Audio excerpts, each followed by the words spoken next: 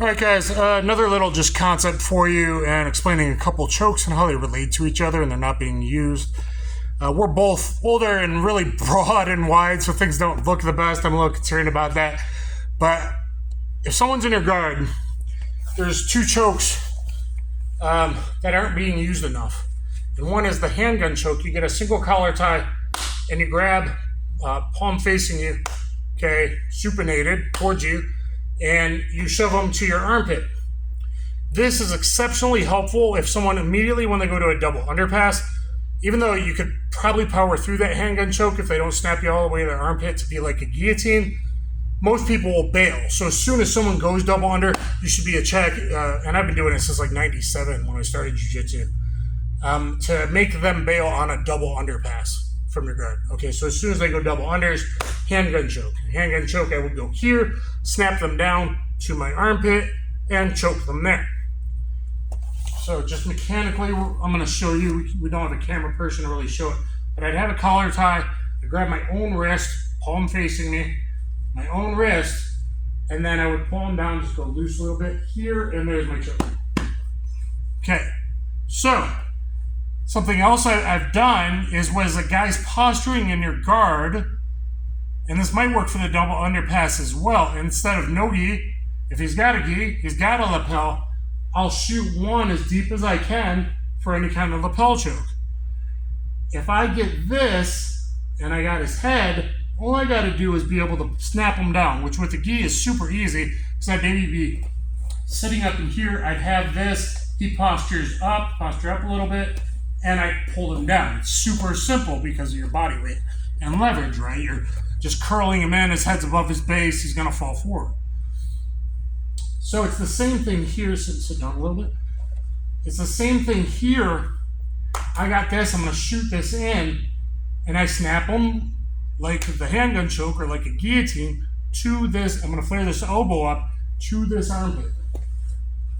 Now, what's interesting about what I call a lapelotine is, and I got footage doing it in Japan at Mike Sakurai's dojo, and everyone goes, "Oh!" Because I tapped him within like a half second, and nobody knew what it was. Like as soon as he postured, I just snapped him because I had this lapel.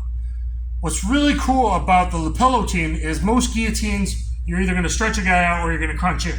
And to really get a guy, you're going to crunch in towards the side. It's not just into him, you're going to crunch in towards your hip. If I have a guillotine in my left arm, I'm going to crunch this way. With a lapelotine, I can treat it just like a regular guillotine and still do this crunch.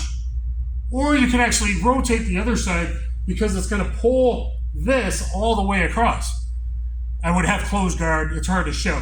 But basically, I'll go. So you want as deep as possible. I'm going to go loose on him on purpose.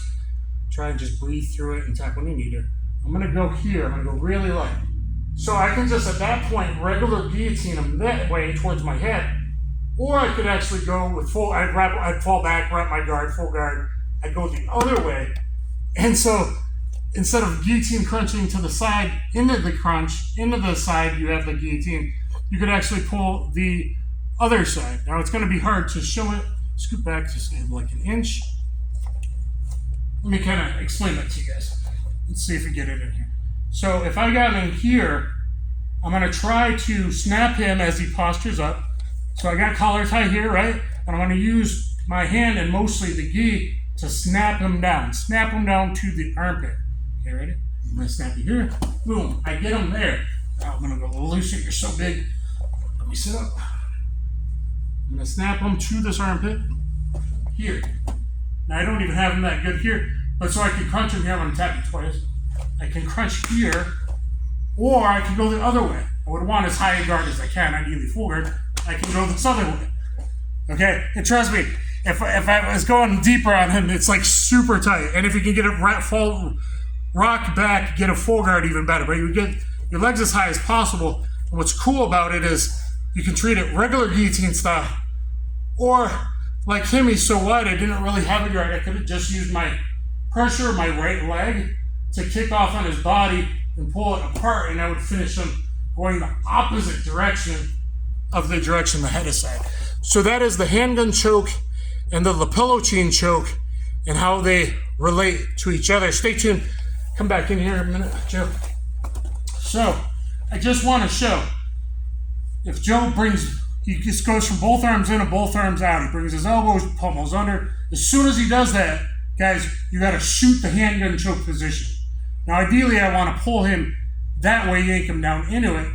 But just having this here, and don't let someone just easily lift your hips. Have heavy legs, heavy hips, rotate your pelvis, change the angle of your coccyx, your spine. Here, you can just choke him one-handed enough that most guys are going to bail on that double underpass, even if I can't snap them to that armpit.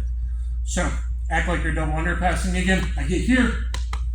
See that? Now we're going to do it one more time. Okay, so relax. So come back in my guard with your arms. Give me your arms. So we're here. Joe's going to go for the double underpass. This time I'm going to go for the lapel because we have giza. So I'm going to shoot my 4 fingers, palm up, to the lapel as deep as I can.